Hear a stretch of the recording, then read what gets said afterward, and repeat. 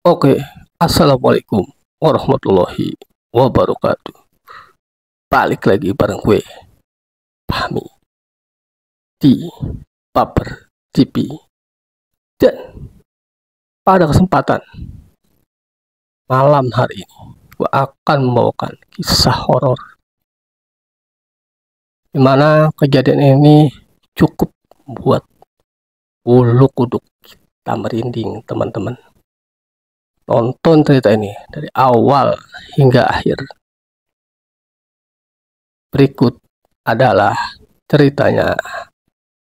Nah, nah, nah, nah, nah, nah, nah, nah, nah.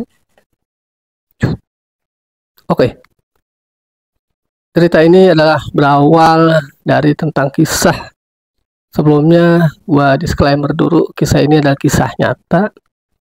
Untuk nama, lokasi, tempat sudah gua samarkan. Jadi, kalau ada namanya yang sama dengan nama kalian, please, sorry banget, karena nama ini udah gua samarkan. Oke? Langsung aja, gua mulai ceritanya. Cerita ini berawal dari seseorang yang bernama Dini, bukan nama sebenarnya. Jadi si Dini ini, dia waktu itu ketika dia kecil, dia diajak tinggal bersama orang tuanya, sama bapaknya, yaitu tinggal di sebuah rumah dinas. Saat itu orang tuanya mendapatkan rumah dinas untuk tinggal bersama istri dan anaknya. Nah, lokasi tempat tinggalnya ini yang mau ditempatin itu tempatnya sepi banget. Jadi kayak masih ada kebun, ada banyak ilalang, dan rumah itu nggak banyak, cuma sedikit, teman-teman. Nah, pada akhirnya ada kejadian aneh di awal proses pembangunan. Jadi ketika para tukang sedang bekerja, makanya akhirnya bapaknya sempat nanya nih, kenapa kok nggak jadi-jadi rumahnya? Ditanya nih sama bapaknya, Mas, kenapa rumah saya kok lama banget jadinya? Iya Pak, karena Pak setiap kita mau bangun pondasi, itu tiba-tiba nih Pak, itu kita bangun pondasi misalnya kemarin atau tadi siang, malam, besok paginya nih, pas dia mau balik ke lokasi yang rumah mau dibangun itu batu bata, pasir, batu, itu balik lagi teman-teman, seperti keadaan semula. Dan itu di luar nalar dan logika. Benar-benar mereka juga sebagai tukang nggak percaya gitu, kenapa itu bisa seperti itu. Nah, akhirnya mereka sementara tinggal di sebuah ruangan kayak macam tempat sebuah rumah sakit, nggak salah ya, bekas sebuah rumah sakit. Dia tinggal di situ. Itu fasilitas yang dikasih oleh kan sifatnya dari bantuan pemerintah ya. Jadi sementara di situ dulu lah sambil nunggu.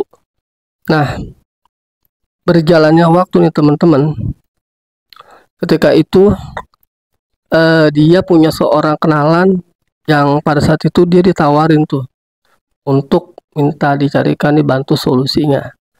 Dan akhirnya si orang pintar alias ahli supranatural itu masih tahu nih bahwa ada 3 syarat supaya dia atau bangunan itu bisa dibangun. Yang pertama itu harus dikasih pohon mangga di depan. Yang kedua harus ada pohon pisang, dan yang ketiga itu harus ada pohon jambu air di belakang berjejer sebanyak 3. Itu syarat yang sudah diberikan oleh si ahli supranatural, kurang lebih seperti itu. Nah, prosesnya itu emang cepat. Setelah itu tadi 3 syarat itu dilakuin, itu prosesnya cepet banget.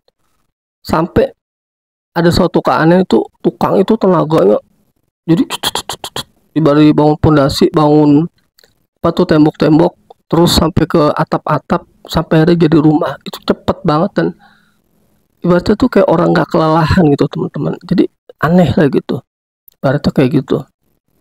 Nah, akhirnya nih, setelah itu rumah jadi, dipikir tuh udah nggak ada masalah. Ternyata menimbulkan banyak rentetan kejadian horor. Ini yang seru, yaitu setelah itu rumah jadi, tadi si Mbak Dini ini itu dia melihat ada bayangan dirinya sendiri. Baca kayak berbayang lah gitu kan, wujudnya seperti pocong ya, masuk ke sela-sela tembok tuh, tiba-tiba dia hilang. Kita lanjut lagi. Nah, dia melihat sosok pocong itu di lorong rumah. Jadi rumahnya itu ada lorong. Nah, di situ tuh dia ngeliat sosok pocong itu di lorong itu. Nah, di belakang si Mbak Dini ini ternyata dia dia punya pembantu ceritanya nih. Suatu ketika dia punya ART, si mboknya lagi nyuci piring. Nah, tiba-tiba nih itu dia sampai ke orang ketakutan terus sampai kaku lah gitu, sampai shock. Ternyata teman-teman di belakang dia sosok pocong, belakang si pembantu. Dan itu Mbak Dini lihat, akhirnya Mbak Dini sampai kaget tuh si Mbak Dini itu. Nah, menurut cerita Mbak Dini, si pocong itu mukanya sih mulus, cuma dia matanya itu kayak ngeluarin cahaya gitu, kayak misal kalian berada di tempat gelap kan, ada tuh suka ada dari kejauhan ada lampu motor tuh nyorot, atau kayak kayak lampu laser tuh. Nah, itu kayak gitu teman-teman tuh. Dan sosok pocong itu dia berlari-larian.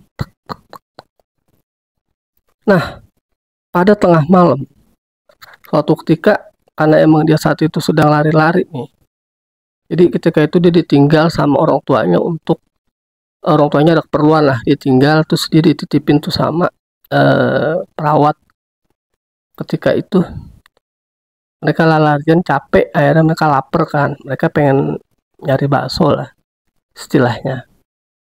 Nah, ketika mereka sedang lapar-laparnya nih, itu di tengah malam itu masih ada tukang bakso yang lewat, gerobaknya warnanya putih.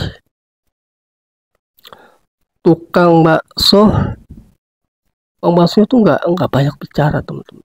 Jadi dia kalau ditanya misalnya, "Bang, bakso dong," dia nggak ngomong, dia diem. "Bang, bakso berapa porsi?" misalnya, itu enggak. Dia sibuk dengan pembuatan baksonya. Sampai akhirnya dia kasih mangkok tuh, anggap aja udah jadi. Pek. Dia itu nggak bicara, dia nggak bilang, "Mbak, ini baksonya." Dia cuma kasih pek gitu. Gue merinding teman-teman. Lanjut, dan ternyata lagi nih teman-teman, itu tukang baksonya gak ada palanya, alias palbun, kurang lebih kayak gitu ya. Nanti gua coba cari ilustrasinya deh, alias palbun teman-teman. Dan di saat itu mereka ngelihat dengan mata kepala, so kabur tuh. Pas itu ketakutan, dilihat lagi tuh dari jendela, ternyata gerobak baksonya itu nggak ada. Gerobak baksonya nggak ada, tukang baksonya yang tadi nggak ada. Asli parah. Nah, dia suatu ketika, jadi dia tinggal nggak sendiri, dia punya tetangga namanya Ibu, sebut aja Bu Narto ya.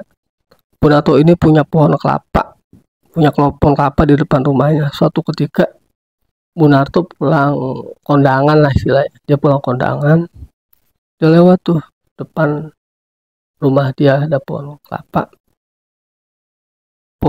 kelapa, dan tiba-tiba ada kayak ada yang manggil, "Bu, mau kemana Bu? Bu, mau kemana Bu?" Itu suara anak kecil. Dan ketika itu tuh Bu Nato nggak sadar gitu, siapa nih sih yang manggil gue, siapa sih yang manggil saya. Dan tiba-tiba pas dia lihat ke atas pohon,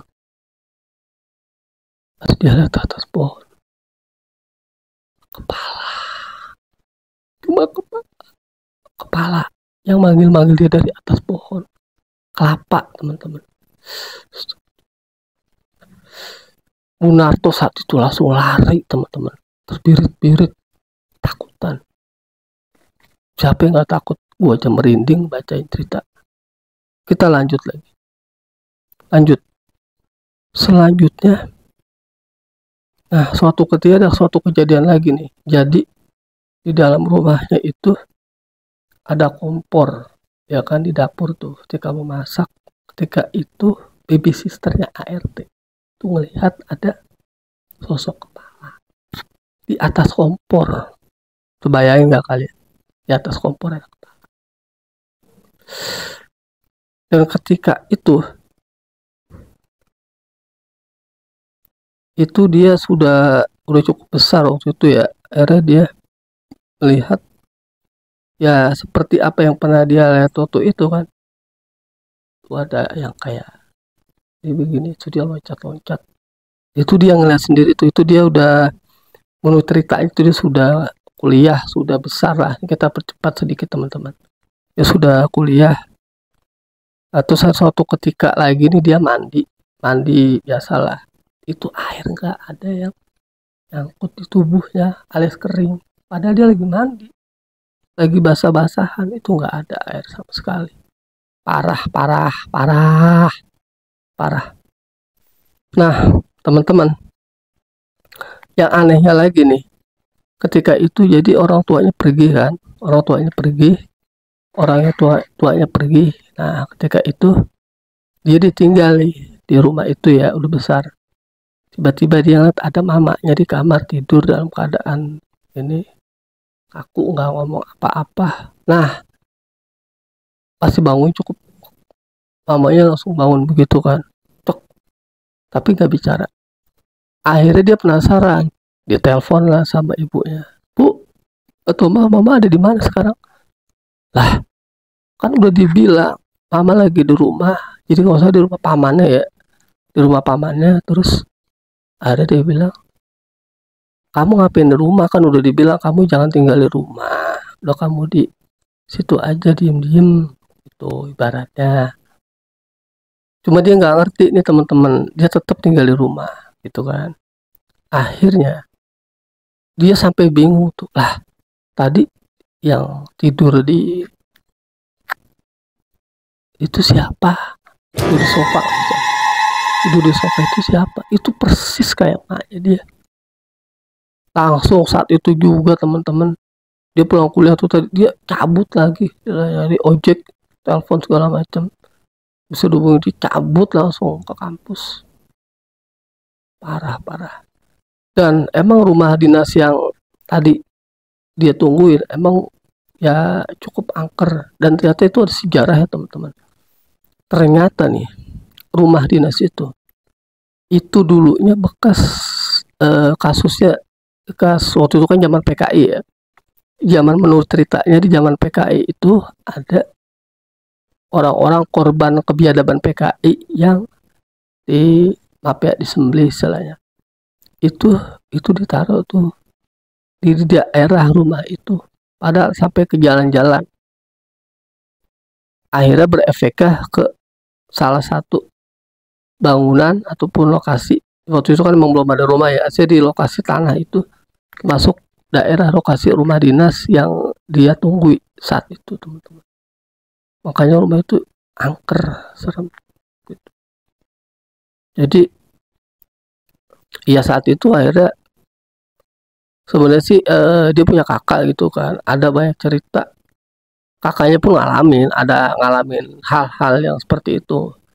Cuman emang ceritanya itu gue nggak sampai dapet di situ, jadi gue cuma sampai dapet di sini aja. Dan intinya rumah itu rumah dinas ya, angker lah bisa dibilang teman-teman.